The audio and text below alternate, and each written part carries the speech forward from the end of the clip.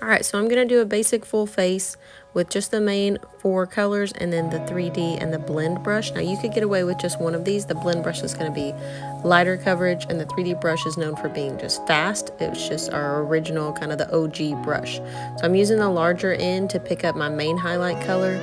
We just see that kind of dab it in. We're not dragging it through the product. And I'm going to do that in the area where a man would have a beard, as well as my eyelids and my nose. If you notice, I kind of skip the middle of my cheeks because I know I'm going to go there and contour. Remember, contouring is part of the foundation. And I went ahead and put a tiny bit under eye. So then I'll go pick up that contour and I'm going to do that in an area kind of like a 3. So cheekbones, if you're trying to narrow your face, you're going to slant those down. We're going to throw it. I have a big forehead, so I've got to do a lot up there in that area. And then you can choose to sharpen along your jawline as well to complete that 3. And then basically you've got some options here on how you want to do your nose contour. You can draw this. You can switch to the blend brush and do it with the small end. You can use your 2 fingers. I use my ring fingers and just push them together and draw a little line. Or I'm squeezing the other end, not the end I applied the all over highlight with, but I'm squeezing the other end of the 3D brush to make a nice little straight line. And I like to go under my lip as well to give it a little extra shadow. So you want to see those nose lines from the front, you just don't want to see them to the side. So now I'm switching to the blend brush, that lighter coverage brush, because under eye you want as little product as possible because that's where it tends to show texture. So I'm going into a little bit brighter of a color. Now you don't want to put a color that's too light right down on your skin. So notice I put the darker one down a little bit first, or sometimes see that blush color in the middle.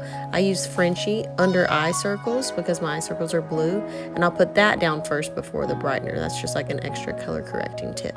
So then I like to take the smaller end of that blend brush and just add some extra brightness in areas that I want to accentuate, like my lip, and it's very nice for applying the blush as well. So I can just do it really lightly. You could do your blending as you go. It's also great for bronzer if you have this brush. It makes a really nice, I like our Bella Cream bronzer, by the way, with it. So I'm just kind of doing my blending with that. You can use a perfector sponge. I'm also applying my powder illuminator with that blend brush, and I like to add it right along my lip. And then we'll go in with a lip and cheek color and use my trusty old finger. That's always a nice brush. And I like to top it back with that powder illuminator that I put on my cheeks because that'll give me some extra wear time. So that's that full face with the 3D brush and the blend brush. I'm gonna go in and add some eyes just to look a little alive.